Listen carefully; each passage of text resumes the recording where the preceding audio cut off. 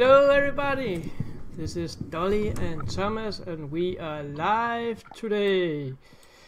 And we have our guest Carson with us again today for a nice little talk about UFOs, TR-3B, military secret aircraft and so on. But first I'm gonna say hi to my co-host Dollie. Hello Dollie. Hello Thomas, nice to be with you. How are you? I am fine and good people are always fine. How are you, Billy? Are you with us? Yes, I'm here. Can you hear me good? We hear you good. Yes, welcome on board to this flight of information from all of us to all of you. Billy, we are gonna talk about TR-3B. What do you know about TR-3B? Well, it's a great topic to talk about. A lot of people have been talking about it for many years, and I think there's a couple of misconceptions about it. And I think that maybe we first start talking about the fundamental basis of the program itself. And the TR-3B is actually a project. It's almost like a double project because it's codenamed Astra. Then some people have it listed in their research as Aurora. And what I've come to find out now that I believe it's really actually two separate programs or two aircraft or aerospace craft within the same program with two different names. And I think that in order to throw people off, they've kind of made it look like it's the same exact project, but it's actually, I think, two separate projects. TR-3B that became the most famous is the one that really looks just like a triangle, almost like just a regular, perfect triangle, except that it has this circle on the bottom or this disc on the bottom that rotates and is lit up, as well as at the 3 points on the bottom, it's usually lit. There's lights there. Now, whether those lights, in my opinion, are most likely for navigation, for changing position on the X, Y, Z axis, and also maybe even for some lighting, but they probably don't need any kind of real lighting. I think that's mostly for navigation purposes. But the TR-3B itself is, it's like I said before, it's codenamed Astra, and it was actually, its first test flight was in the 1990s. And when I talk about a little bit of what the technology is inside of this aircraft, it's going to be really amazing to some people that this technology was already being used back then. But it always goes back to what we've been talking about for many years now, that the U.S. government or the military-industrial complex is way more than 50 years ahead of the general population. They may be 300 years, 400 years ahead of the general population by now. And the proof of that is, look at this, in 1990, this thing was already test flying. Now, it takes an average of about 15 years, sometimes more, to develop a spacecraft, an aircraft like this. So this thing has been in development, possibly, very possibly in the 70s, or at least on the drawing board in the 70s. Okay, so you got to really think about this. This thing is possibly being conceived, the concept is being written, drawn up, and it's going into the beginning phase of theoretical production concepts in the 1970s. And talk a little bit about the technology that's involved based off of what myself and sources have been able to put together. The TR-3B basically has an outer coating that it's actually reactive to electrical radar stimulation, and it can actually change its own reflectiveness. So it can actually make itself brighter or darker, and it can even absorb the radar directly into the skin. Now, we're kind of familiar with anti-radar with the stealth craft, but what the stealth craft does, they absorb, and also the SR-71, they absorb some of the radar, but what they mostly do is really reflect the radar beams off in different angles that make it hard for the signal to get back to the original source so that they can detect it. This thing is really absorbing the radar, and the polymer skin is used actually in conjunction with electronic countermeasures and an ECCM, which can actually make the craft look like a small flying object. It can make it look like a flock of birds. It can make it look like a regular airplane, a Boeing 747.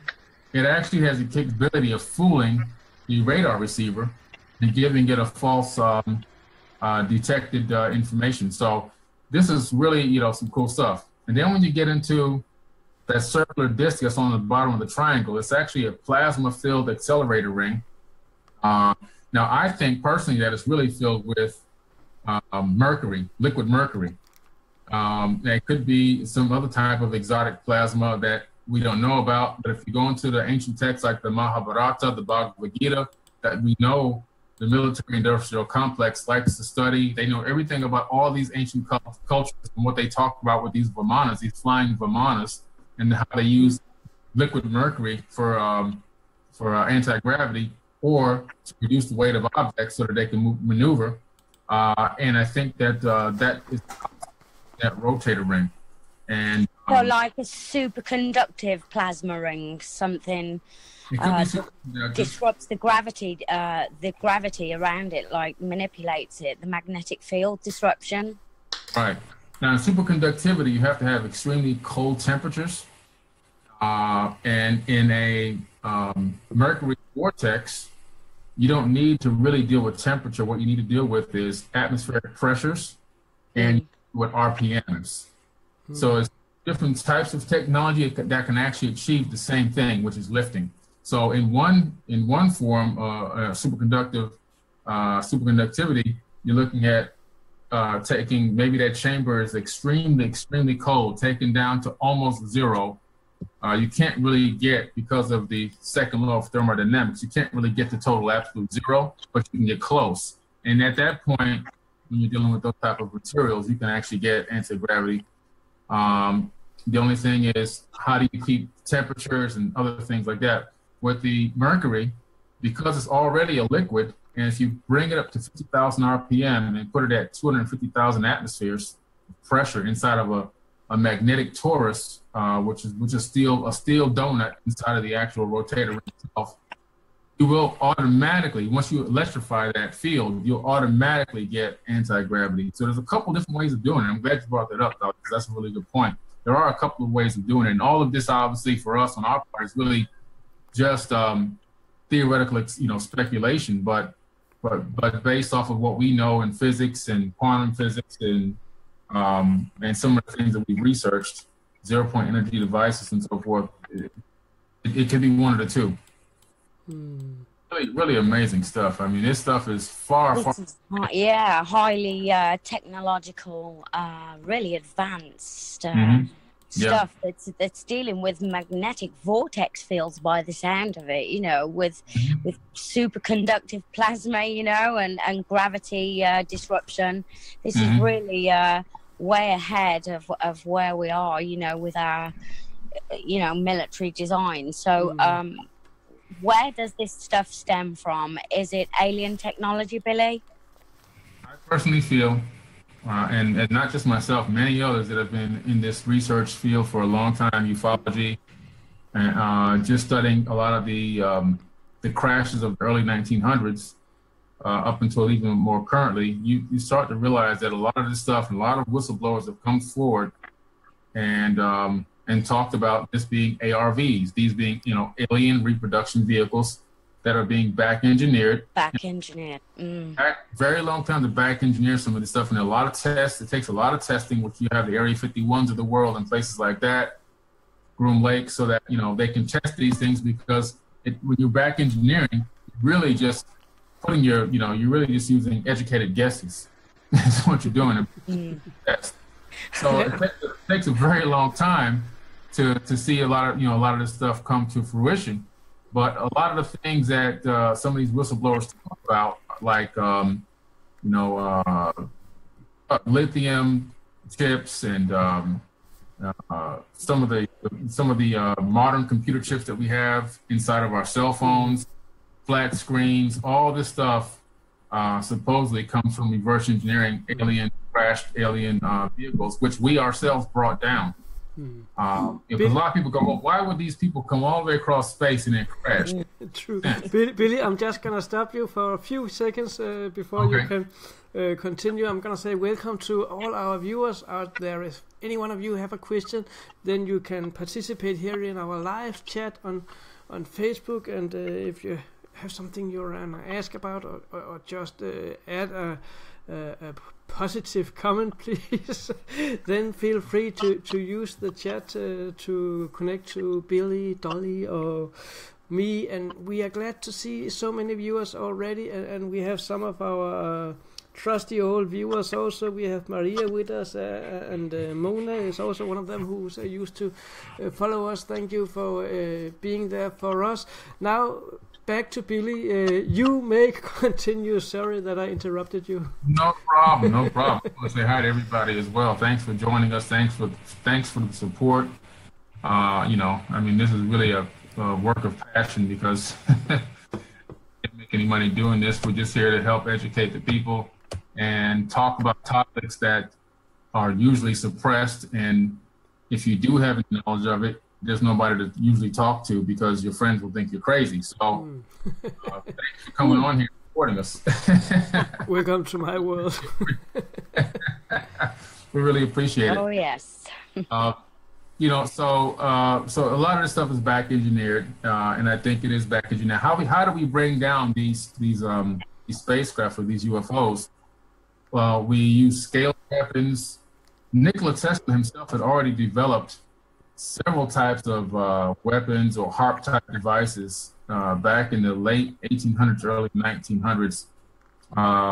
He had all the full plans and everything else, and we all know that the day that he died, the U.S. military or the military-industrial complex or the shadow government, one of the three, went there to his hotel room where he died and took all his paperwork and documents. And he had already built a massive weapon, or not built it, but designed this massive weapon that he thought would end all wars because everybody would be afraid of the person who owned it. So he had some advanced technology. I think that they really experimented with some of that stuff that they discovered from Tesla, and unfortunately created the HARP system and several other type of scalar weapons, which I believe were under experimentation in the 1930s and the 1940s. And in 1947, when they brought down those UFOs in the desert, I think that it was an attack, us attacking them, us forcing them down so that we can get our hands on what they had, those UFOs. And I believe we're very successful in doing that, unfortunately. And I believe that that's how we come up with a lot of the technology that we have today, including these super advanced black budget aerospace vehicles that we're looking at right now. You sent me some videos, and we're actually looking at one of them right now, Billy. Okay. A huge trail in the sky. What yes, are we looking at? Some trails. What people have to realize is not all of these trails you see are chemtrails. The majority of them are. Don't get me wrong, the majority of them are. But every now and then, if you're close to the center of the United States, and sometimes down towards the South Florida, you know, I don't know what latitude, longitude that is, but you'll see these gigantic, what look like chemtrail. It's only one trail, but the trail has these puffs on it, where it looks like it starts and stops, starts and stops, starts and stops. Those are actually part of the contrail from this Aurora project. And here's where it starts to get weird. Here's where it almost starts to look like it might be two separate crafts that they're experimenting with at the same time. Because the PR3B is silent, doesn't make noise, and doesn't appear to leave any kind of trails whatsoever. All the eyewitness accounts, even some of the video that I have, great, phenomenal eyewitness accounts that were sent to me, there's no trail. And yes, they can move very fast, but there's usually typically no trail.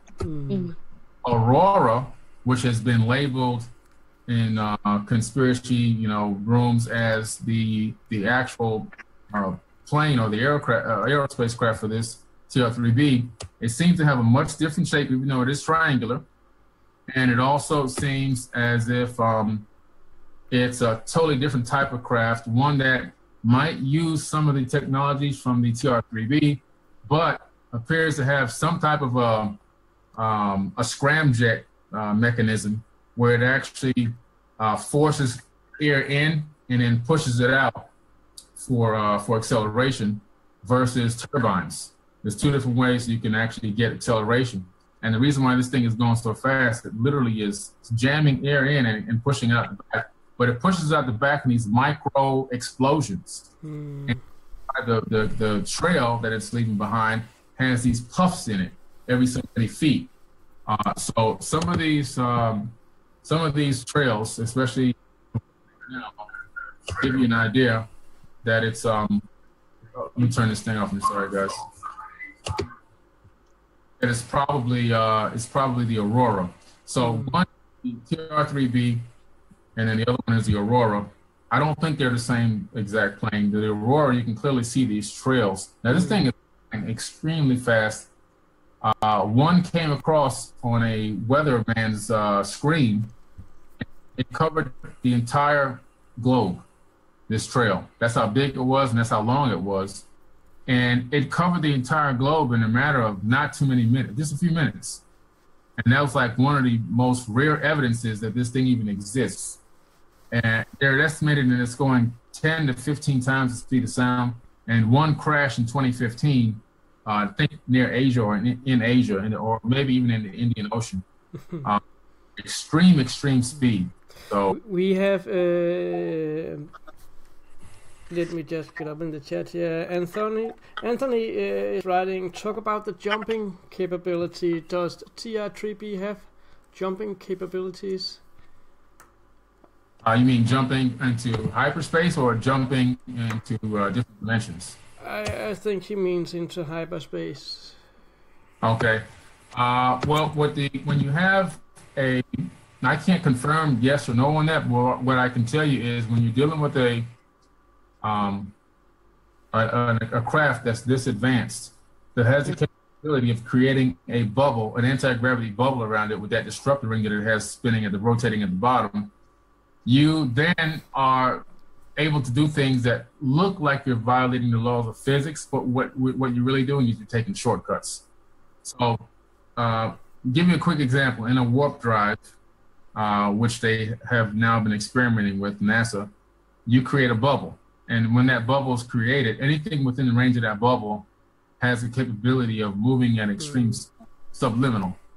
And I think that these TR-3Bs have the same exact feature where once that bubble is maximized, it then, via whatever acceleration source it uses to move forward, back, up, and down on the axis, it then can, what it appears to violate the law of physics and move extremely fast.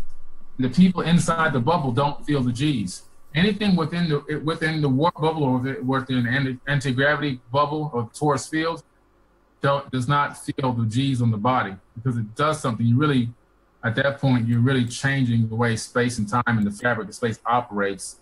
And if you're inside the bubble, because I've heard a lot of people say, well, nobody can survive those type of G forces. Well, if you're in the bubble, you have no problem. It's almost as if, you're on the side of a train track looking at a train, and there's people inside the train. From your perspective, the train is moving extremely fast, and then you get the redshift when it moves away from you. The people in the train, they appear to just be cruising. I mean, if they pick up a piece of paper, ball it up, and throw it inside the train, it appears to just be moving at the normal speed that a piece of paper would be moving. From the person on the outside of the train on the ground, their perspective, that whole piece of paper and the people inside the train are all moving at 100, 200, 300, whatever the speed is. The people on the inside of the train don't feel the G's. It's just a very raw way of explaining it. But you're in the bubble, you're definitely within that range where you don't have the same effect of a normal space or a normal. I keep saying spacecraft because that's what I'm calling. But it's on the border, though, isn't it? Yeah. It's on the border. It's very close. Now, the scramjet in the actually has the capability of riding the actual edge of the atmosphere, and it can circle the Earth in minutes. So these things are really, really, really advanced, and they are there. They are around, And the TR-3B might be what people saw flying across in the Arizona incident a while back. Do you remember the name of that, Thomas? Big triangle in Arizona or Nevada? Oh, no, sorry. It was even the senator saw it, and he tried to cover it up and said that it was try to make light of, make a joke out of it. But years later, he came out and said it was, it was real. I remember the incident, but I don't remember what they called it. Yeah. No, sorry. Had a special name. But it was a giant black triangle, and I'm just trying to remember. It came like from California all the way across to Nevada. The Phoenix Lights. The Phoenix Lights. That's what. Yeah. Phoenix Lights. Yes, it was a gigantic triangle UFO, and it traveled hundreds of miles silently with no sound. And it really resembled the TR-3B, but it was super massive. It was like the size of 3 or 4 football fields. I witnessed something pretty similar to that myself in Britain, but it does not look like the TR-3B. What I saw. Okay. Just saying. There was a huge difference with these balls of plasma light. It could be the same technology that we're talking here. Interesting. I must admit, I've seen a lot of UFOs, but I've never seen anything like the TR-3B or that's shaped. Nothing shaped like an actual craft. Because when you look at the TR-3B, it does look like an aircraft. And, even though it's capable of such speeds, I doubt the naked eye would even capture that at those sort of speeds. And right in altitude, just on the edge of the Earth's atmosphere, it would look just like a fast-moving. And if the sunlight reflected off it, it could be very much mistaken for a UFO. That could be a possibility. Yeah, because we're talking 80,000 feet, up in the atmosphere. I mean, this is the range that these things have the capability of flying. Even the SR, they have the new one now, it's SR-72, but the SR-71, which is, that thing is really old. We're talking about, again, this is another black budget plane that was developed by Lockheed Martin, actually, and it has the capability of achieving an 80,000 foot altitude and flying 6 to 7 times the speed of sound. And it's 100 feet long. It's super massive, and the skin is so thin that when it lands, all the oil and fluids leak out onto the tarmac or inside of the bay that it's in. It leaks once it lands. That's how thin the actual skin of it is. Really interesting craft, and they've just come out or revealed, I think it was a couple of years ago, the SR-72, which is far more advanced than that. These crafts, the TR-3B, the Aurora, Astra, the SR-71, they are so high tech and on the edge of technology, pushing the edge of how far technology can go, that the pilots themselves only have certain controls on how to fly this thing. A lot of it has to be done by computer-assisted flight because you have to stick over directly to the pilot itself. A lot of the times it'll end up in crashes. Okay, so you can't even, a lot of them, like with the TR-3B, they can't maintain altitude and flight lift at those speeds without computer-assisted flight mode. It's just not a choice. But now that we are talking about secret projects here, me and Dollie was looking at the website here, speaking of the 5 most secret military craft. I think we should have a look at them from an end, and starting with number 5, the Black Hawk stealth Black Hawk helicopter. Does anyone of you know anything about that one? I don't know a lot about Black Hawk. The only thing I know about the Black Hawk is the newer ones are extremely high tech. They do have stealth mode, which is a very silent whisper mode. They do have extremely high speed and the capability of a heavy payload for weapon payload. I think that these Black Hawks were used, the most advanced version of them were used in the quote-unquote supposed, invasion of the home of Osama bin Laden. But one actually had a malfunction supposedly and crashed on the premises and had to be blown up after they got done doing their job. Exactly. I was just about to mention that because I'm sitting here and looking at the site we had it from. And let me just read up what it says here. It's just a short description of the stealth Black Hawk, as made public and famous when one T-boned Osama bin Laden's compound wall in Abbottabad, Pakistan during the Zero Dark 30 Navy SEALs raid. The aircraft was designed with two purposes: to make it less detectable by enemy radar and to make it significantly quieter. Had it not crashed, leaving behind an evidence of its existence, we will probably still be in the dark about it. Well, I can relay on that. Yeah, well, I guess I knew a couple things about it. I do know, for one thing, is that the SEAL Team 6, that was the team that supposedly went and killed Osama bin Laden, which we've never seen the body, and we've never seen anything of him, The majority of those SEAL Team 6 are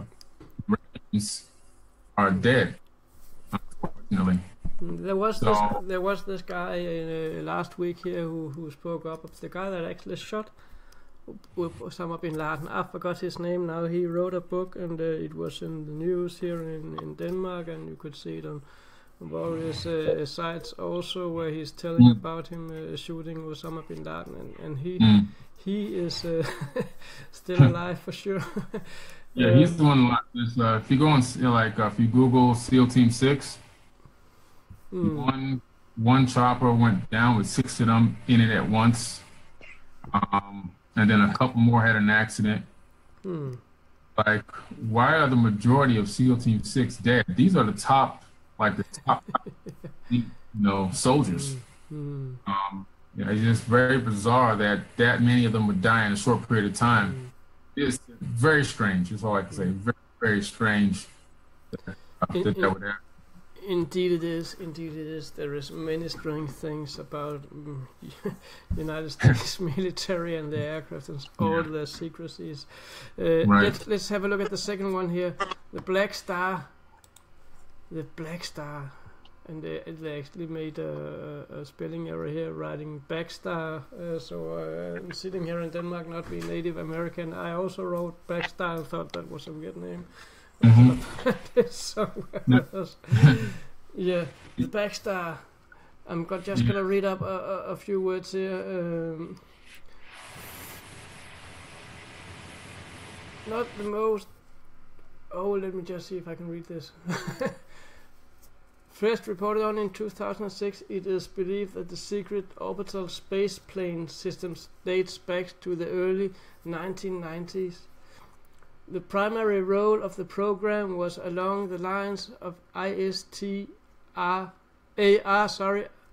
information, surveillance, target acquisition, and reconnaissance, although it's thought the craft may possess offensive capabilities, giving it the nickname Space Bomber. What an interesting name, Space Bomber. Yes. Yeah. This is the one that rides on the edge of space. It is achieved zero gravity as it swoops around the Earth at 18,000 miles an hour. It looks so close to the STS. Do you remember those supersonic jets back in the 1980s? Yes, I do. Yeah. They would go from New York to London in 4 hours. So theoretically, the commercial was like, you can have lunch, you can have breakfast in New York, have lunch in England, and then be back in New York for dinner. And they ended those planes. There one crash or two crashes. They ended the whole thing. But it's a shame because I was really looking forward to getting on one of them. but I think that it evolved into a military plane, and this looks just like those. It's very. If anybody Googles the STS super transport planes from the 1980s and look up this image here for the iStar, you'll see that they're extremely similar in shape and styling. And the STS, I think it used to fly 4 times the speed of sound, go across, they call it going across the pond, which would be the Atlantic Ocean. And, extremely fast, but very similar to this iStar space bomber. Indeed. I just want to jump back a little bit here to the Black Stealth Hawk, and I wanted to ask the questions before, but I forgot. And now someone else is asking the question in the chat room here. Why would you throw the body of the most wanted man in the ocean? Why? Yeah, exactly. Do any one of you out there, I'm asking the viewers as well as I'm asking Billy and Dollie, do you guys think they actually throw him in the ocean? I don't think so. I don't think he's dead. I think if he is dead, he died on his own. You know, he got sick and old or whatever. I think he's been given a facelift and he's still walking around somewhere. The Osama family, Bin Laden family, the Bin Laden family is very, very close friends with America. They are responsible for a super percentage of financial support to the American economy. And this is why when the 9/11 went off and the Bin Laden family was in Orlando, when all planes, there was no fly for no planes anywhere, the plane for Bin Laden family was allowed to let them board and let them get on a plane and take off. I think that is they were all in collusion. And I think that the whole thing was a pre-planned, pre-set-up thing. And the Fall Guy, just like I think Iron Man 3, they had this actor who was called the Mandarin. And I think that was almost like a Hollywood slap in the face. Like this guy was this core man terrorist, but then behind the scenes he was just a paid actor with a British accent. And I think was. But I'm also thinking now we're talking about conspiracies and we don't believe he's dead at all. But the soldier that claimed to have shot him and wrote a book about it, maybe he's saying he did it because that's the only way he can stay alive since all the others are dead, or most of them are dead. Who knows? Yeah. Maybe he made a deal with them that they wouldn't touch him if he would tell that he was the one who shot it, or just maybe he made a deal already when they came back, or before they went out there, that he was going to say this no matter what, and he's going to publish a book about it, and then he will be safe, his family will be safe, his pension will be secured. Very possible. That makes a lot of because I'll tell you, taking a person who's the most wanted man in the world, probably in the solar system, and then quote unquote killing him and throwing him in the ocean with no evidence doesn't make any sense at all. No. But that was just the one little question that I found here again, and we went on to the Black Star before, and we have another one here, RQ-180. RQ-180. What a weird name for a little plane that it does look. When I saw the Phoenix slide and saw this plane, I got to think of this plane here. I know the Phoenix slide was much larger, but again the shape of it. Imagine lights under the wings here, and I don't know exactly how large this aircraft is. Oh, it says the wingspan is estimated 130 feet. Okay. So I was just imagining this one hovering over Phoenix with lights on. Let me just read up here. RQ-180, the most advanced UAV ever created. Its main role is penetrating surveillance, and will probably be working as part of the developing of the LRSB Long Range Strike Bomber program. The The asset is believed to boast a 24-hour flight endurance and a range of 1,400 miles. Based on imaginary of Area 51 hangars, the wingspan is estimated at 130 feet. Out of a B-16 bomber or something. It's an amazing craft, and there's a lot of these craft. Some of these craft are, these reports are put out about them because they do exist, but a lot of them never go into service. I mean, these are just a few of dozens and dozens of them that the American people have paid for with their tax dollars that never ever come to fruition. And here's the technique that they use to raise the money and keep raising money on a plane that never actually gets put out. So what they'll do is they'll create a concept for a fighter jet. And there's been quite a few of these over the years. Anybody can just Google failed fighter jets, tax dollars, and you'll find a million of these. And what they do is they'll come up with a fighter jet. They'll say, okay, we need $20 million to start the project. They'll get the approval from the government. They'll start the project. And then in 4 years, it'll be, oh, we need another 50 million now to go to phase 2, another 60 million to go to, and over many years, it just keeps on going. And then they have failed test flights, quote, unquote, failed test flights. Doesn't work, this doesn't work, we got to change it, So over the course of maybe 15, 20 years, they've been given now 70, 80, $100 million for a plane that they knew they would never even fly, just because it was a way to take money and use that money to, of course, pay themselves and pay private corporations. People say, well, why would the government want to pay them? Well, the government has a system called SAMS, S-A-M-S. And I know this because I'm part of the SAMS. I'm registered with SAMS for my space agency. So let's say that I come up with a product that they can use for a rocket launch, or let's say I come up with a product that they can use for the space station. I can now go into the SAMS system and I can offer it to them. And if they like what I have, or if they're requesting a specific type of equipment from private corporations, I can go and say, look, I've got it, and I can bid on it. And if they like my bid, if I come in lower than anybody else and the quality is just as good, they'll give me the offer and the job and send me the money, and they'll take my part and put it on the space station. So what a lot of people don't realize is the majority of these government projects and programs are really being run by and created by private industry. So in order to keep everybody happy, they come up with these lost leaders, I call them, and they keep generating multi-millions, billions of dollars over the years for stuff that will never be used.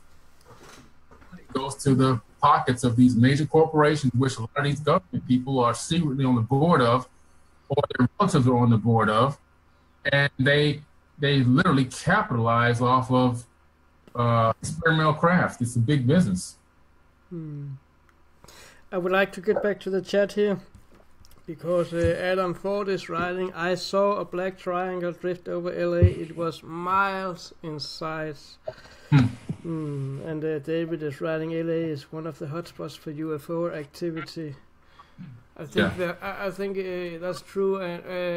But when that's said, I think there are many areas that are hotspots these days. And I don't know which one is the well, best if these things can fly that fast, it's pretty possible that they're sighted globally by many millions of people.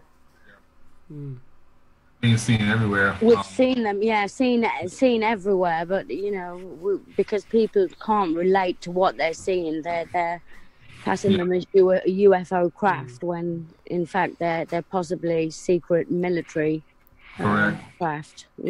If you go to MUFON website, I think it's on MUFON, there is a map where you can choose which day you want to see reports from, and you can see a little dot on the map where the report is from. And if you go a few weeks back, you will get an idea of where there are the most UFO sightings, or reported UFO sightings around the whole world, and it covers the whole world. And I remember I was looking at England, not for a specific reason, just to have a look, and I was just going back 2 weeks, and I was amazed. We are talking hundreds and hundreds of reports in those 2 weeks. I was looking back on the MUFON website. So if you want to check out where the hotspot is, go to MUFON and find the area map where you can see where the reports are coming from. It's actually a quite nice map to have a look up if you want to have an idea of where the hotspots are. But back to the 5 most secret military aircraft. X-37B. Yeah.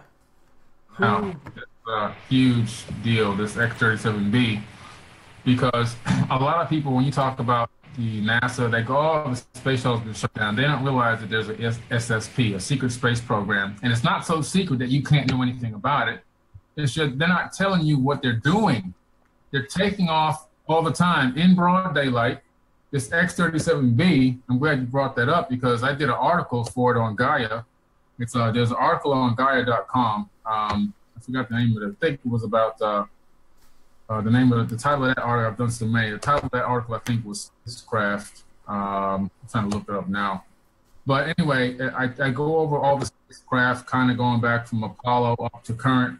And one of the things I talk about in there is the X-37B, and that is it is a military space program. It's one of the most advanced shuttles to ever exist, and it has the most important thing here. It has the most advanced navigation system of any other, they claim, of any other space shuttle or spacecraft to date. Now, I don't believe that it's the most advanced, but it's probably the most advanced out of the archaic type shuttle. These two, Columbia and so forth. Of those that we are aware of. Correct. Yeah, it's the most advanced of what we're aware of. Now, here's the most incredible, insane thing about this. When it takes off, nobody knows what it's doing, what the payload is, where it's going, and when it's coming back. And it leaves and it goes away. The first one came back over a year. The second one came back close to a year and a half, and one just came back a little over 2 years. Where do they go? Space? Because it looks like a shuttle. This one, when you look at it and look at the picture, it looks like a shuttle, and it's got all that padding on the front and extra, protection, heat shield. Yeah. So that's definitely very interesting. Going out of space. I mean, they're saying it's a space bomber. So it's speculated, is it just on the edge of space? Yeah, well, these shuttles have to go into space. They don't have ramjets, they don't have jets. So these shuttles have to do two things. There's no way for them to land other than gliding down, and the only other thing that they have is navigational jets once they're in space. So the X-37B requires to be in space, gliding from high altitude back to its landing location. If it gets in trouble, it's really in bad shape because it really doesn't have the capability of, just picking a different location to land. It almost has to glide down and land somewhere. So it's like the old Columbia and everything else was, and everything else. But through the atmosphere. Let me interrupt for 1 second. Did you say that this craft X-37B is an unmanned craft? It's an unmanned craft that takes with payload, and nobody knows what it's doing. It's supposedly operated by remote control from Earth, even though it's super massive and people can fit inside of it. There is a cockpit in there, but who's to say to us that they never to navigate or go? They say it's not manned. They say they say it's unmanned, and so it is remote controlled. But as you know, when you're in space and you're moving through space, you have a delay in the communication. Now, if you're relaying through a satellite, then to the craft, you can speed up that process, and you don't have to worry about any dark spots or black spots or dead zones, depending on the orbit that it's in. If it's in a North Pole orbit, or if it's in a, depending, it could be in a heliocentric orbit, it could be in a. There's all different types of orbit. Retrograde orbit. There's different orbits it can go into with technology that we have now. So you can run into different dark spots or black spots, but I think that this thing goes up there and it goes into space. I personally believe it's probably taking a payload of trades or goods to Mars for some of the infrastructure that I think is being built on Mars. That's just what I think. I think that it's part of the whole Mars Jack, where they're building an infrastructure, because when these multi-billionaires decide to go to Mars in a few years, I don't think they're going to live inside of space cans and tin suits and all this other kind of stuff. I think there's going to be something going on there that they can actually live almost like a normal person, whether it's underground bases, whatever the case may be. I really do believe that there's an infrastructure being developed. Go up there and take advantage of. I don't think they're going to live inside of space. It's hard to get a billionaire to go from all the lap of luxury of life on Earth to then have to live in a spacesuit and a tin can for the rest of his life. See that happen. Dollie and I made an interview a few days ago with a secret space whistleblower that also talked about humans' presence on Mars and bases on Mars, lots of human bases, but also about other species being present on Mars, species that are not of human origin, and some of them were collaborating with humans and some of them were absolutely not. So the thought about going forwards and backwards to Mars is extremely interesting, and what exactly they are doing up there is besides mining for mineral and materials are still unknown, but if you're going to another planet to do some serious mining, I don't think they are mining for jewelry or gold or silver to bring back to Earth. I think they are mining for material to rebuild a new civilization in another place. They are mining to be able to create concrete, to be able to build constructions on another planet, be self-supplied with everything. That's what I think they're doing up there and have been doing since the 1940s, where the Germans were some of the first to go to the Red Planet in Haunebu. In the Haunebu spacecraft, as they it's a public secret that everybody knows that they designed, and we have seen pictures and videos of it from the 40s, the test flight. But Mars is a very interesting topic. So having this U.S. Air Force X-37B and the theory of it might being interplanetary transportation equipment, transportation craft is very, very interesting. But what would it be carrying? Would it be carrying technology, or would it be carrying VIPs forwards and backwards? And if they can go to Mars in 30 minutes in a Hornby UFO, how long time would it take for this one to go to Mars if it's using fossil fuels? Drive, the different types of drive engines that it can even have a nuclear drive where you never have to turn the exhaust off, so it just continues to accelerate. You're gonna probably get there within a month or two. Because right now you can currently get to Mars. I think that the Curiosity got there in 4 months? 12. I think it took six months. 6 months, okay. 6 months. And that's just setting a probe out. So you obviously imagine a powered craft like this. And what if it's taking, let's look at the technology that you would need there. What if it's taking 3D printers, which we know is huge now. There's 3D on the space station. The military has 3D printers that can print everything they need to build a Jeep. So they can literally, inside of an underground bunker with no Jeep, can print every part, every wheel, every axle, every bolt nut, wire harness package, everything they need, every dashboard, your steering wheel, to come out with a Jeep. So imagine this thing taking 3D printers, different types of technology that can be replicated over there, and even devices that can create a thicker atmosphere, which was the original purpose for the Bloomberg box that was sold to NASA by an Indian scientist, and he discovered that by reversing the process, you actually get 0-point energy. That is the device that powers Google and the eBay offices. Exactly. I think in Arizona or wherever. So. And a few multi-billionaires home also. Correct. Yeah. You can own a supercomputer for $15 million, so why not? Sure. Think about what you could do with that. Let me just read up what it says here about the X-37B. Although denied by the Pentagon, the orbital vehicle may be another space bomber. It is also speculated that the craft is used to spy on China's Tiangong-1 space station module. Although officially it is said to be a test spacecraft intended to research the effects of radiation as well as all other issues concerning space travel, propulsion, avionics, navigation, etc., etc. There we have it. See, concerning space travel. So how would they know that unless they'd tested some kind of manned pilot, you know? Just a thought. Just a thought.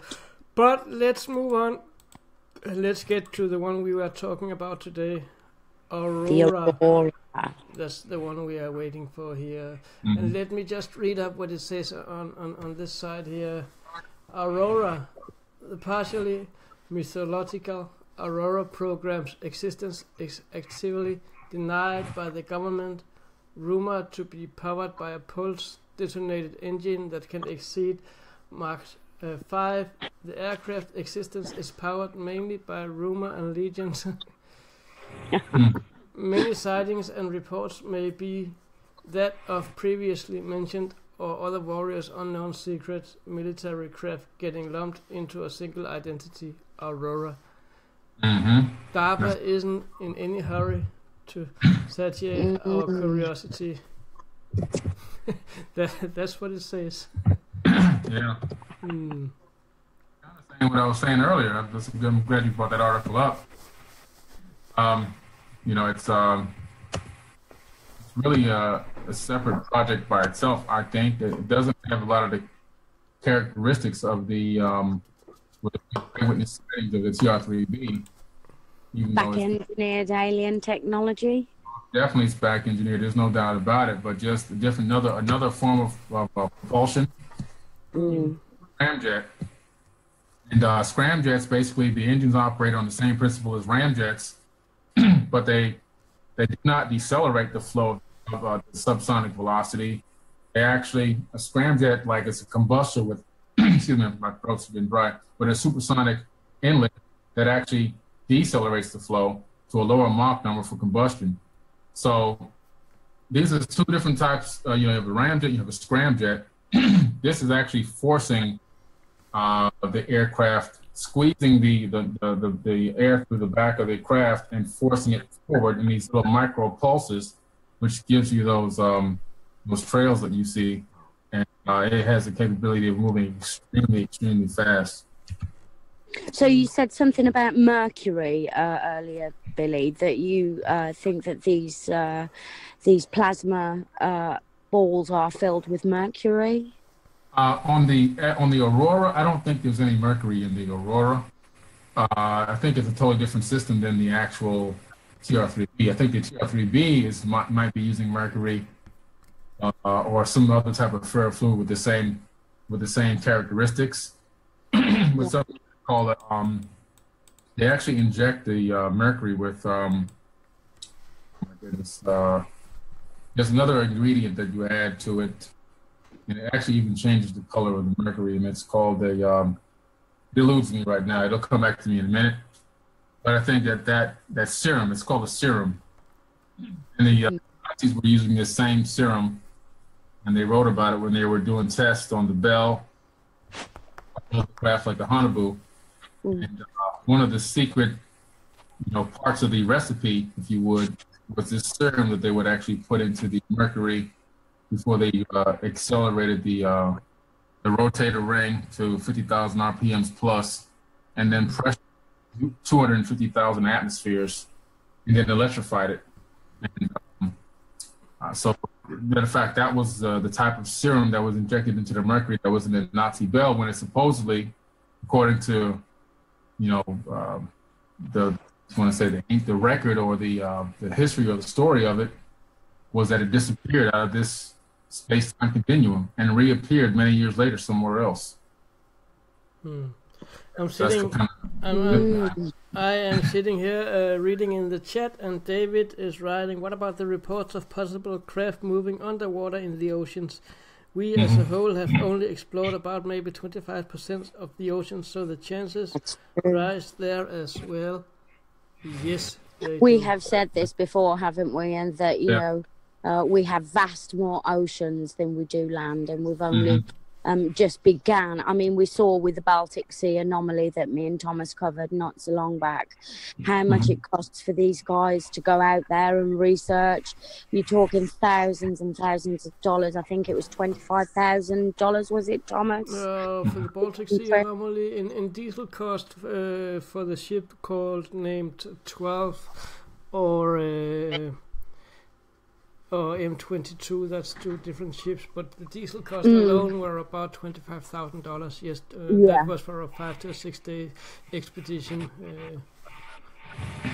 And, you know, some of those oceans are so vast and deep. The technology as we have it is not available. I mean, you know, so, well, it is there, but we're not released access to it. So it's one of those things, until there's researchers out there and they start discovering these things, and people are discovering things on Google Earth. There's a lot of people that are finding things in the oceans on Google Maps, and there's a lot of anomaly hunters out there that are finding things. Many, but until we find more, we can only speculate at what is under the ocean. But there are so many craft sightings, especially around Antarctica lately, and I think they call them USOs. Is it USOs or USBs or unidentified submerged objects? Yeah, they call them USOs. Yeah, correct. There's been a huge account of them in Lake Titicaca, which I believe is in Peru, if I'm not mistaken. I could be wrong, but I believe it's in Peru, where they have been seen going in and out of the lake many times by many. So it isn't just like one or two. It's like, you know, all the indigenous people there have seen this. It's now part of their verbal record that they passed down, and it's well known. It's not a secret. And you have the one that Christopher Columbus documented in his actual captain's log. Now, if anybody knows anything about captains don't waste their time doodling in their log. They don't just get the log out and start writing doodles and stuff. A captain's log is an official record of the journey, and it's a very serious thing, because it must be reviewed by many people way above him, kings, queens, whatever. And it's also considered an historical record, and they know that. Right, so they only write very important things or pertinent pieces of information into a captain's log. Like I said, so I'm just trying to show you here. You don't just doodle stuff. So in a captain's log of Christopher Columbus on his trip over here to quote unquote discover America, we already know that story. People were here already, but it doesn't matter. The fact is, he saw a UFO. He saw come out of the ocean and hover by his ship and then take off and fly. And it was nighttime, and obviously back then AC/DC power didn't exist, light bulbs didn't exist. Didn't he mention, if I remember correct, that he felt that he was guided in a specific direction by the light from the UFO? True. Yeah, absolutely. So what is this situation? You know, what is this? Why would a person, a captain, log this information and write such a detailed report about it? It makes you want to think, especially when the term UFO and flying saucers didn't even exist back then. Back then, obviously, you see something, you try to describe it to the best of your ability, but you can't really use the modern words that we have now because these words are new. So write it down and keep it in his log. This incident, in my opinion, definitely happened. And it was definitely extremely important that he write it down, because he put it inside the captain's log and not on a separate piece of, leather or whatever they would write on at that time. This is a very, very important part of history. He documented it. He came out of the water. He saw the lights in the water. He came out of the water. Really, really important to understand. So we already know, guys, that these things have been here for a very, very long time. It goes back to the old saying, "Who watches the watchers?" And how are we being guided and in what direction and for what ultimate end and what ultimate purpose. Exactly. Billy, we are having a video going here in the background that you sent me, and we just saw some of the former secret craft flying in the air about a huge hangar. What is this video about? This is about, right here, this guy is talking and describing the evidence that was left behind by what they think might be the Astra or the Aurora project, as it made its way across the globe. And this is the signature that it was leaving behind. And it was leaving behind the signature that we talked about with the scramjet signature, extremely high rate of speed, 10, 12 times the sound. And at the time, the fighter jets we knew of at the time could not fly that fast. It just couldn't happen. And these are some eyewitness accounts of the triangular craft, as you can see there, which might be the Aurora, flying with military escort by F-14s in the sky. You know, so this thing exists. It's not it's been captured on film. It's been captured on photo before Photoshop existed, and it's also been caught now by satellite and radar. Even one time, like I told you, by a weatherman who was from see that contrail go across the entire globe. This video kind of talks about this and talks about eyewitness effects, even shadow from space on the ocean of the contrail. And this particular gentleman here, he's actually he worked for the government and was the officers that would actually identify craft. He was a professional. I forget the exact term that they used, but he would identify crafts, and he was on a rig in the ocean doing oil drilling when he saw the Aurora fly over, and he's giving his best account of what he saw and what the attributes of it were and everything else. That's a really video for everybody to check out. I'm gonna put the link up to the video on marsmoonspace.com. It will not be today. I will do it tomorrow, where we also will be able to view some of the pictures that we have posted here and the other videos. I will put a link up to all of them, so if you want to see it again, be patient. It will be up and running tomorrow evening, about 24 hours from now. Billy, we have been talking about, and Dollie, sorry, Billy and Dollie, we have been talking about TR3B now for a little hour here, and we have a few other videos also for today, and one of them is posted on Facebook by a guy named Mauricio Morales. And Dollie, you were the one to find these pictures here? I'm just looking at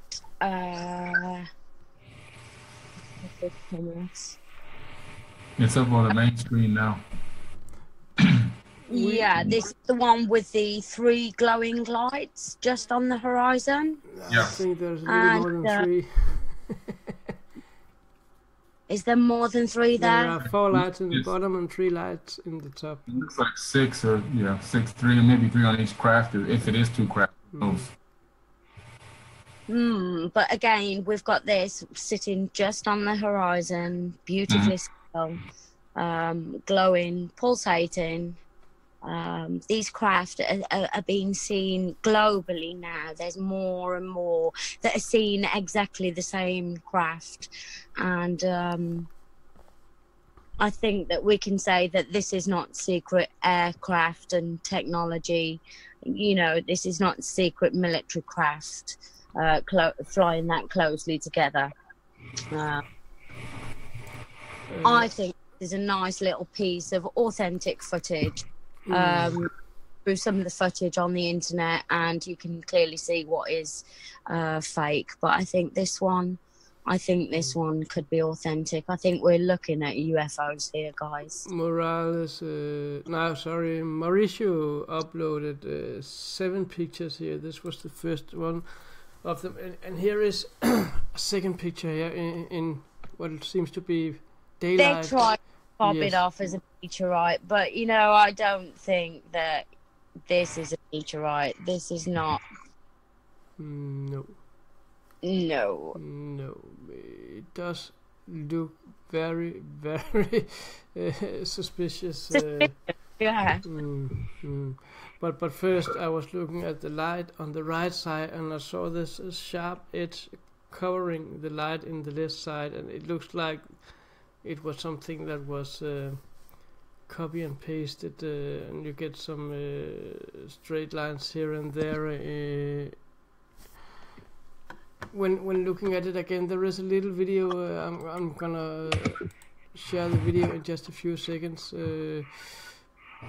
But first sight, when I was looking at it, I was thinking there's something odd to it. But looking at the other pictures, there are not so many. There are 7 pictures that he uploaded here on Facebook and a little video. It reminds me of some of that we have seen in Hessdalen in Norway, where they have a lot of light phenomena also up there. Let's have a look at the picture number 4. It's almost similar to number 3. I think a few people captured this and they reported it from different angles from what I saw. Yeah. It was reported from different angles and different cameras. One reason for the straight lines, Thomas, possibly, now I'm not saying it is, possibly could be partial cloaking of the actual vessel itself. It could be. The vessels cloak themselves in the multi-spectrum. So they could be ultraviolet, that the human eye can't see. They can be many different spectrums as well as infrared. And the reason why I know this is because I have a friend that goes around with a multi-spectrum camcorder and records the sky, and he gets 4 or 5 hours of exposure on the video, and then he goes back and pulls it down, and he gets UFOs almost every single time. Those spectrums that we can't see is what they cloak. Now, could this be a partially decloaked or cloaked vessel? Could it be a military vessel that's experimenting with a cloaking device that is not fully operational? There's so many questions. Could it be a Photoshop edit, cut and paste into the sky? But how many people were able to get video from different angles? That's the other question about it. And they were actually, some videos, really clear. It's like you could see it, but again, the middle part blotched out or missing. Is it a partially cloaked vessel, or is it a hoax? We don't know. And Oscar Gonzalez is writing an optical illusion. Well, I don't think it's an optical illusion, but everybody is intended to have their own opinion about it, and that's just what makes us different, and the diversity of people is what makes. And I really hope this one is real. Yeah, I would like this one to be real. It looks so real, and. Here you actually see the video going in the background here. Yes, and you can see this object move around and blinking,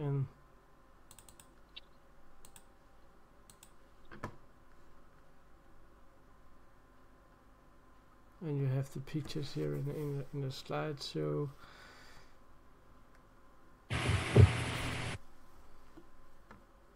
Yeah, these are beautiful pictures. I think Mauricio, he got something extraordinary the day here when he was doing this film. I would like to scroll forward to the video clip again, but I can't. So I have to watch it all while we're live here. The software here doesn't allow me to scroll forwards or backwards, only to play or stop. And if I stop, it starts over again. Here we go. Here we have the video of the object.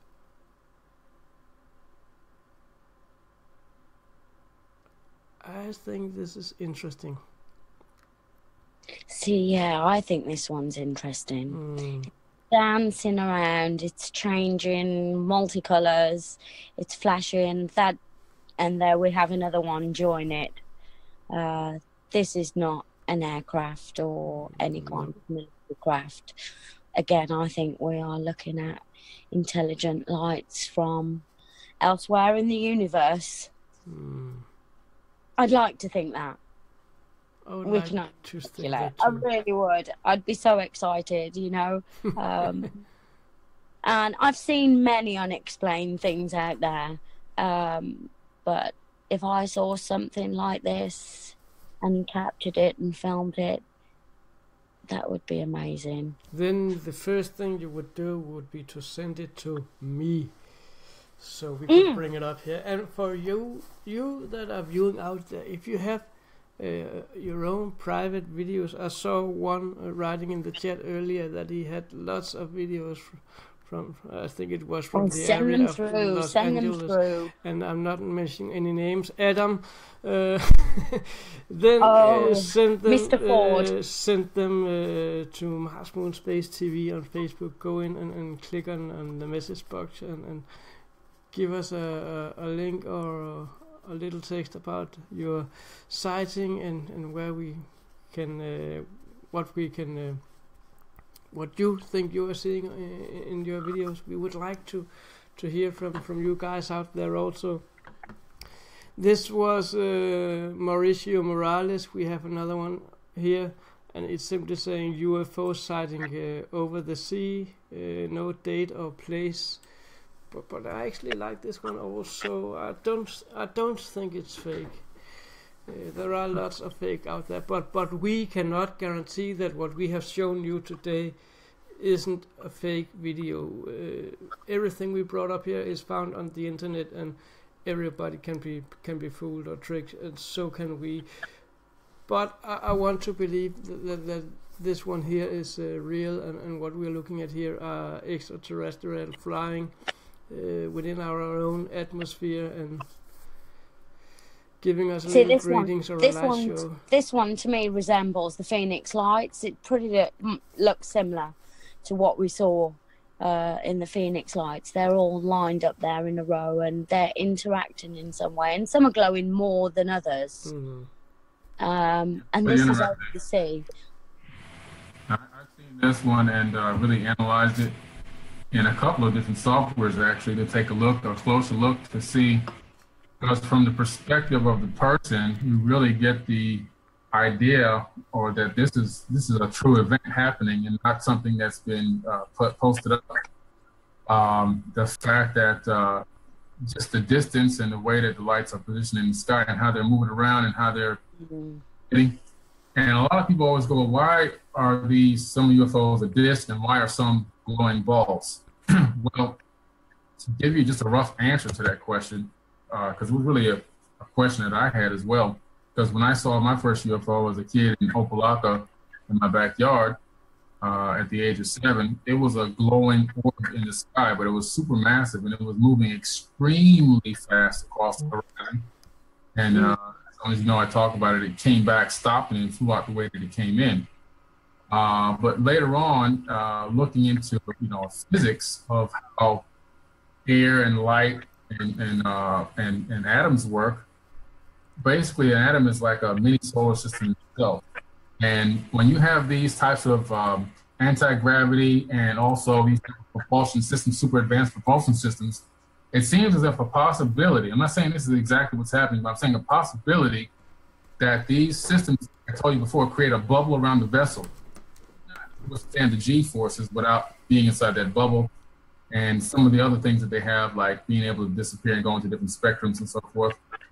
In that bubble. Now, what is on the outside of the bubble? What's on the edge of the bubble? The edge of the bubble could be some type of energy field that's creating this magnetic, whatever it is, creating, exciting the atoms in the atmosphere around the actual vessel, creating this light, creating this glow. Because when electrons become excited, or when the electrons in the atom are excited, by whether it's magnetic force, electric forces, which is kind of really still magnetic forces, but it gets a little bit more detailed. You generate heat. And the more excited that these electrons get, then they start moving into higher orbits, higher energy orbits within that atom. And when that happens, then they begin to emit photons. And so when they emit photons, you get light. So imagine a vessel sitting there, and inside, that vessel's got a bubble around it, so everything inside is normal. At the edge of that bubble the atmospheric bubble that's put around this vessel, it's exciting all of the electrons and the atoms in the atmosphere around it, then taking it to a specific frequency, which then excites those electrons to a higher orbit around the atom, which gives off photons, which is light. So now what you can see is a glowing orb. Inside the orb, beneath the little, that light skin, there's a vessel, I think, on the inside of those. I don't think it's just all lights flying around. I think there's an actual vessel on the inside of those light balls or those glowing orbs. There's the machine in there. That's your opinion. I think intelligent, interactive little lights. Sorry, Thomas. Just go on, Dollie. Sorry, I was just saying that they are intelligent, interacting little lights that intelligently interact with each other. Yeah, very true. Through the electromagnetics, it seems. Totally, and they could be probes. They don't have to. There doesn't have to be a being or intelligent. These could be being remote controlled from who knows what distance. If it is extraterrestrial, if it's ours, then it could be an experiment above our own planet. But if it's extraterrestrial, and even if it's here, these could be remote controlled. But whatever the device that they're using to create the propulsion is what, actually, in my opinion, creating these lights around the actual vessel or whatever it is underneath those glowing balls. I believe there's actually machines under there that are doing something. What they're doing, we obviously don't know, but I believe that there's just something solid underneath those glowing balls of light. I think it's a nice video, and there is one guy here in the chat talking about religion.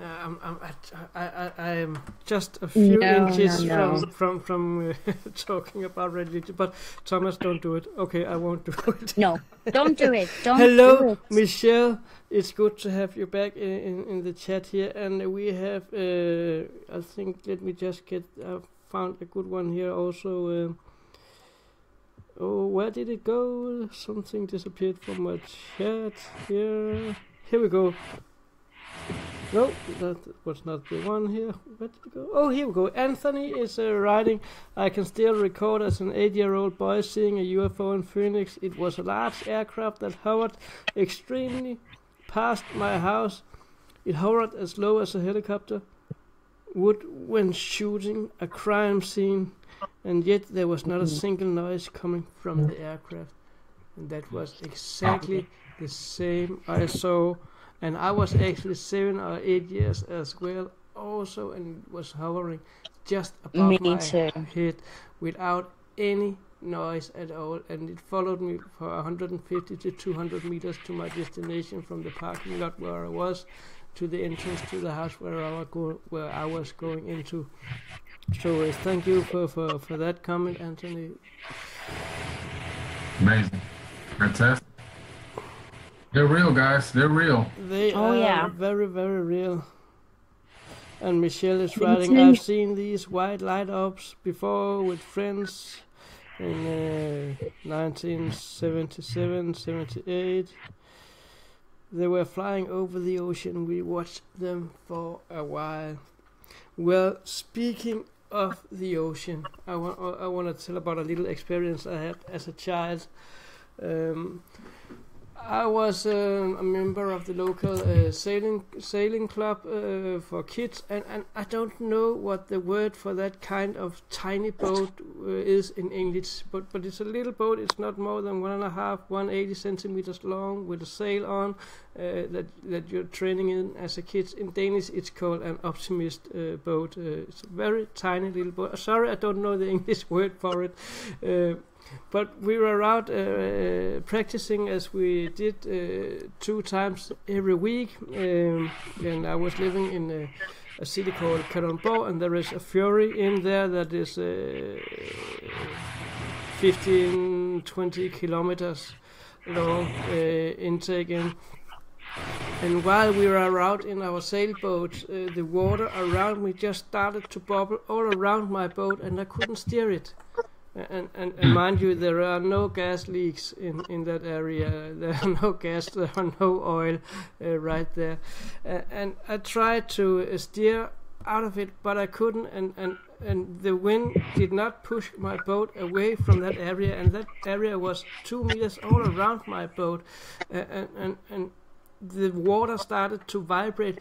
Remember, if you have seen the videos of waters on a speaker or vibrating, you see it's jumping and making these what do you call it? Almost running up with here. Ripples. Yeah. Yeah, up and vibrating, and that was what happened all the way around my boat. And while I was moving slowly forward, this just like surrounded the boat and was following my boat, and I got a little bit scared. I was no more than 11 or 12 years old at that time. And then just as quick as it came, it disappeared like bang, and it was gone. And I could steer the boat again. But it lasted for, I remember it as 2 or 3, 4, maybe 4 minutes. It was a long time. It was time enough to, I got scared and thinking, whoa, what the hell is going on? I can't steer, I can't get, there's no wind in the sail, and everybody else was just sailing as normally and moving away. Growing up and thinking back of what you have learned, what we have learned or experienced in life, I can relate it to something coming from something under the water, because it was following my boat, and it was not 1 meter from the side, it was not 1 meter behind or for me, it was around my boat, and I was in the middle of that area of vibrating water all the time, and that was a quite weird experience. And when I was a child, I had a lot of UFO sightings, and I also had alien sightings already from the age of 4 and up till I was 12, 13 years old. So that was an experience I didn't have any explanation for as a child, or I found an explanation for it myself as older when I started learning about USOs and underwater activity, because this was not normal. And I heard somebody telling me that it was just a gas leak, but gas leak doesn't surround your boat, and it just doesn't end just like that or start like that. It's something that is leaking slowly and creates some bubbles, and it was bubbling, vibrating constant. There was no deviation. It was like a pattern in it. So yeah, wow. That's the thing, isn't it? When we experience these things, it's so easy to fob them off and mistake them as something else, because it's too much for us to think outside that bubble of something else existing, and because we haven't been told that exists yet in our world, we have to dismiss these things that happen as to being phenomena or some kind of illusion or optical, you know. It's so easy to dismiss these things unless you've had multiple experiences like Thomas and yourself and myself. And then it's not until you're older that you actually begin to connect all of these dots together, and you find out that the world was not such a pretty picture that it was first painted, let's say. There's more to the world than we know, and we have to question everything that we see. And if we don't question everything that we see, you know, we're not going to progress forward. No, or getting an answer to it. We have to question these things. Let's jump to Jerusalem. Oh, I love this one. And have a look at this one here. I do like this one. I spotted this one. I think it said it was for March this year. I'm not quite sure. This the is videos pretty we're recent. doing now and the video before was posted on Facebook. Hence why we call it social media UFOs here, our conversation. Now, I haven't seen this one before. I don't know what I have downloaded and uploaded to my software. I'm viewing this for the first time myself now. I like this one. I've watched this one. I sent you this one, Thomas, and this one was in Jerusalem. And again, when you listen to the background, you can hear the authenticity of conversations that's taking place. And this is just hovering above the city. We have 2 or 3 again glowing orb-like interacting intelligent lights that seem to sit there for quite a while, and I find these pretty interesting, and I think this is an authentic, nice little piece of footage. I think it's an interesting piece of footage. But when I saw the text Jerusalem UFO, I thought of a hoax, and I thought it was a hoax. I'm not going to say this is, I'm not going to say it isn't. But last year they came out a video from Jerusalem of something that was really amazing, lights hovering in the sky, going up and down, and people posted it everywhere. And even I took it for being real until we found out that what was a film school in Israel that actually was doing these videos as a part of their training, and they wasn't real. So when I saw the text today, UFO in Jerusalem, I thought, I have it from Dollie.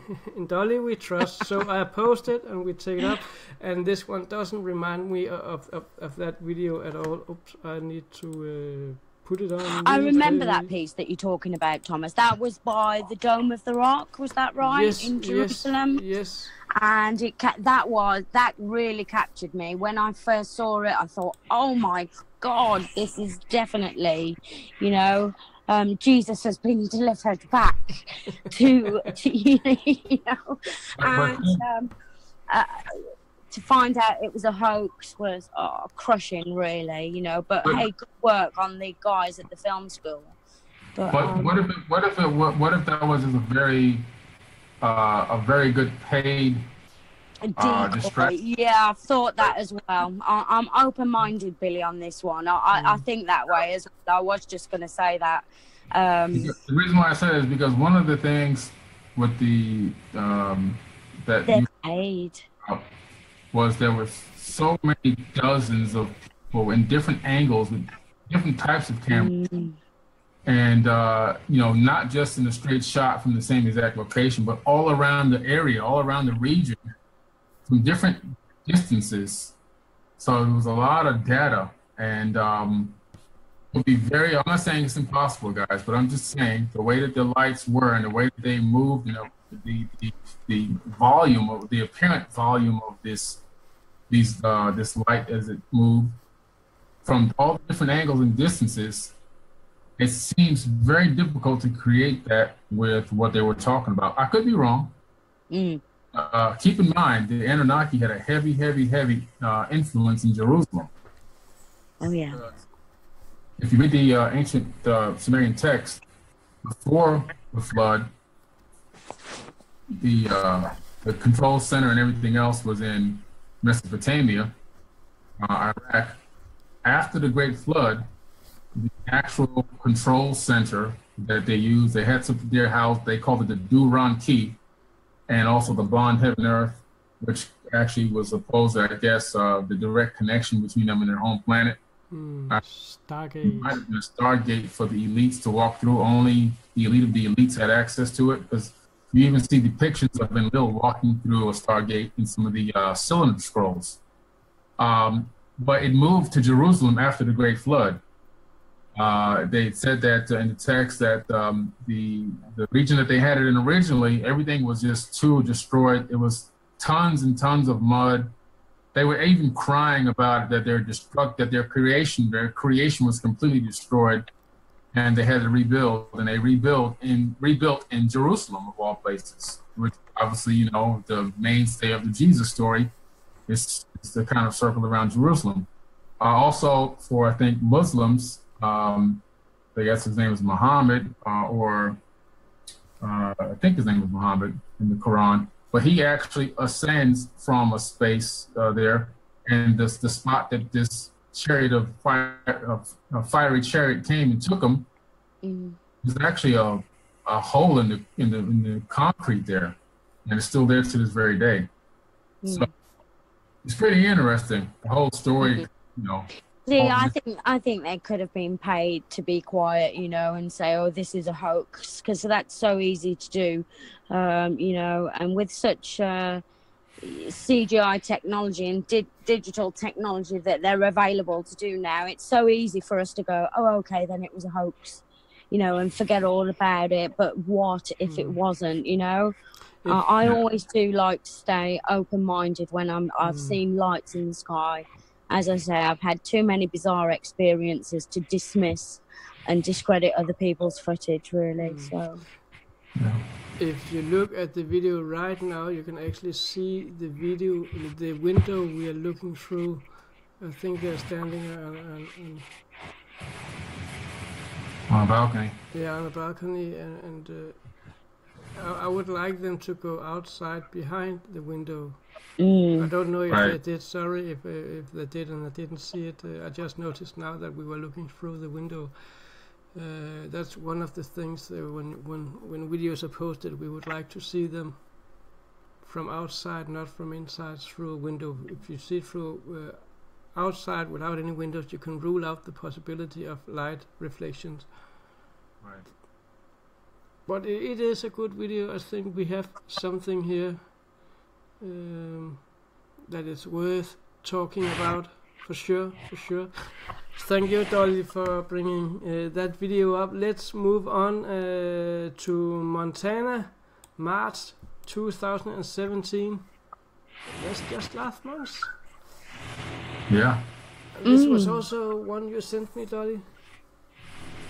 Yes, this was another one, another flashing light. Seems to glow. Is this over the ocean as well, Thomas? I think it is. One over the ocean? I think it is, yes. You're the one Can't that sent remember, I it see to me. so many pieces of footage. But whatever I find interesting and lights-wise and daytime footage and shaky cameras, that's what I like in authenticity. So that's what I do. I look for the pieces that I find most authentic, and you can clearly see that it's not an aircraft and that it is some kind of glowing, moving vehicle. Orb of a kind. An orb or some kind of intelligent craft that's in our atmosphere, you know. It's not out in space, even though it's dusk, just going dark. It pulsates at points. I like this little piece of footage. I love authentic pieces of footage like this that are captured on the internet, that haven't been played with. And these are the ones, to me, that, you know, don't get a lot of views, amazingly. You look at these and you wonder, do they get lost? Do people not see them? Or is there just so many now, and that people just look at these pieces of footage and think, oh, they're just glowing orbs. We've seen that before. We want to see the real nitty-gritty, up close and personal UFOs, you know. And so far we haven't got that near to any. I mean, I think Billy Meyer is one of the most famous ones back way in the 60s and 70s that has got close enough. But then again, are those pictures for real, or are they? We don't know. It's up to our viewers to decide what they believe they are watching. We cannot tell them what to believe. We can show them the videos and make it their decision. Kevin Sizemore is writing, I recorded something just like this, white orb. Kevin, as I said before, send it to us. Send it to us. Go to Mars Moon Space TV page on Facebook and find the message box and send it to us. And if you haven't uploaded it to any social media, YouTube, web, Facebook, or anywhere else, just write a little letter to us, a message to us here, and we will get back to you and work it out. We would like to see it. And for everybody else out there, if you have something that you want to show to the public, then send it to us in a message on Mars Moon Space TV page. Don't post it on the wall. Send it as a message, so we will have a look at it and see what you might have gotten. So, Dollie and Billy, Yeah. we have been talking for, let me see, 1.5 hours now. And what's actually happening now is we ran out of pictures, we ran out of videos. It was actually quite awesome, wasn't it? Fantastic. Thanks for the opportunity, guys. Yeah. Before we're ending, I have one little thing that I want to show you. Today, Billy and I founded UFO, United Family of Anomaly Hunters. We have some very dedicated people among us, some very dedicated anomaly hunters to look for anomalies like UFOs we are watching here, anomalies on the moon, anomalies on Mars, anomalies on Earth, megaliths, so on, ancient history, Anunnaki history. We have it all. And today, one of my best friends in the UFO family and our corner wall, our cornerstone, came with a picture that just blew me away from the planet Mars. And before I'm showing, I'm gonna tell a little bit about it. It have what looks like a tree stump on it, the rest of a tree that's broken over, standing upright in it. The gigapan he used, he's creating, is not public available yet, so I can't share the original link, but I can share the link to Midnight Planet that have the NASA picture from Curiosity uploaded, and I can share the link to NASA's Curiosity site where the picture also is available. Let's have a look at, if my mouse will work here, Neville Thompson's picture from Mars on the Martian surface. What do you see here, Billy? I'm trying to see it, I'm trying to blow it up. It's my first time seeing this. Oh, it is. It has been on the social media all day, Billy. Carson. I've been writing the Emerald tablets all day. Okay, yeah, I know you're a busy You man. must tell us what this is. We've speculated. How tall is this? Do we know? It's I have estimated it to be between 15 centimeters and maybe 70 centimeters. It's not a huge object. I could be wrong, I could be right, but what I know from the distance from the rover, so on and so on, I would say about 60-70 centimeters tall.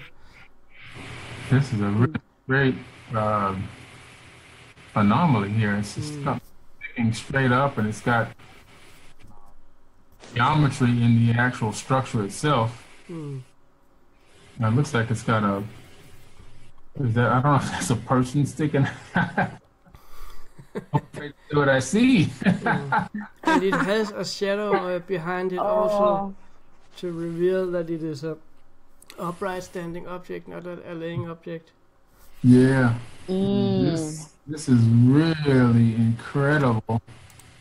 Oh my God! I can't wait to I gotta get on the get my magnifying glass and get on the gigapan. Fan of this? I made my own little enhancement here of it today. It looks like this. Wow. Yeah, I don't know if it's better than the other side. I'm not sure, but you see it. I think you see it a little more clear here. It does look like a tree to me that's broken over, and looks like a tree. And the rest of it is petrified, probably. It's the pieces of the. It looks like a stump, doesn't it? Like it broke off at the top, or part of it snapped in half, and the bottom part and carved it up into, shapes. Maybe there's something in it, maybe a piece of design work. But it looks like a tree that has been cut at the top off and then carved up at the bottom. There is also another possibility, though I don't think that is what it is. We all are looking at it as a tree stump, and that's very possible.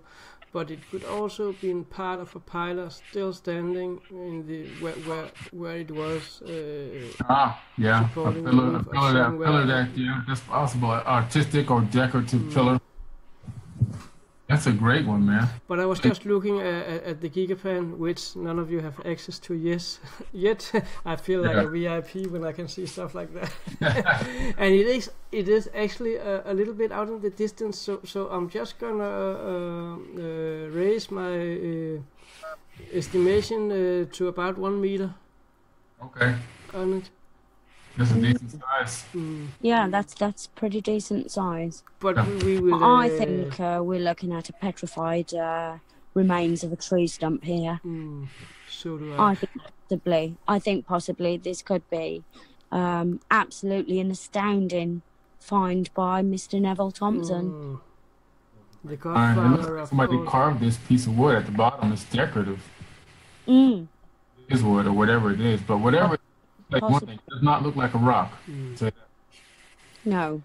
And it's got shadow to it as well, so that's standing very firmly upright, creating a shadow.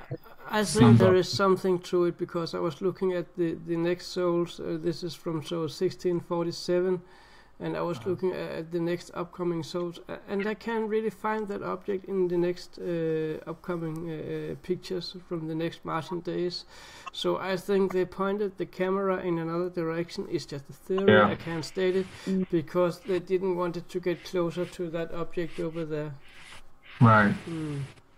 Yeah. But let's see what Neville is coming up with here the next few days here, and let's see what's going to happen to this anomaly here. Let me just show you Neville's picture. The one picture you're looking at here is a picture I made from the pictures that Neville has sent it to me. And this is Neville's picture, and you can see the Gigapan in the top, and you can just in the right side of the Gigapan in the top see part of the rover. So I would estimate the object there to be about 15, maybe 20 meters away. But that's nice one, a nice find. This one. It really is. I dropped my jaw when I saw it this morning here. I did. And so it was like, wow, is that a tree stump? So straight away. To do a video on it, and you can find that video on Mars Moon Space TV on YouTube. Just go there and you can find it. I'm not gonna play it here today. This is an amazing discovery. Thank you to Neville Thompson, the godfather of all Gigapans, our cornerstone in our family. He's the one that is giving us all these Gigapans so we can do our research on them. So, Neville, you are a member of the year now. So, guys, TR3B, Aurora, Black Star, RQ-180, X-37B, Stealth Black helicopters, UFOs over Montana, UFOs in Israel, UFOs all over. This has been an awesome, great evening, and I think that first of all, the amount of viewers that has been here is telling us that this is the path we need to go. We need to talk more about UFOs. We need to talk more about secret space programs, aliens, sightings, close encounters, contacts. Yes. Interaction, and your videos. Keep sending them through because they're so important. Yes, they are. Yep. It's been a blast. It has been a blast tonight. It truly has. Huge list that we've covered, and I think it just proves one more step towards disclosure that we are not alone in the universe. We are not alone. We are not alone, and we're just touching that surface. Yeah, right. Donnie Arcade, we are not alone. You can go buy it on iTunes, right? iTunes, that's right. iTunes, Google Play, Amazon.com. Donnie Arcade is awesome. He rules. Yeah. Thought I'd get that in there, guys. So is Elvis Presley. But that's another story. Guys out there, Remember, when we are ending in just a few seconds, to click on the Get Live notification, and you will get a notification every time we are live on Mars Moon Space TV. You won't miss it. It's gonna be an awesome ride. We are gonna take you with us on next time. Also, for all of you out there that has been viewing today, thank you so much for all of you dear viewers that has commented and participated in the chat. Thank you so much. We had more than 100 comments in the chat today, and that's awesome. We are honored to have you as our viewers out there. So goodbye to Billy. Thank you, Billy, for being here today. Hey, thank you so much, guys. I appreciate it. Anytime, anywhere, and we're gonna kidnap you next Wednesday if it's possible. We don't know your time. We don't know. Thank you, Billy. if you can or not, but if you can, you are hereby officially kidnapped. Okay. We are sending a UFO to pick you up. No problem, guys. Thank you, Dollie, my dear co-host, for being here today. You are so welcome, and thank you both, and thank you, Billy. And I look forward to that kidnapping next week. So do I. All right, sounds great. So, to all of you out there, thank you for watching us today. And until we see us again, take care. Bye.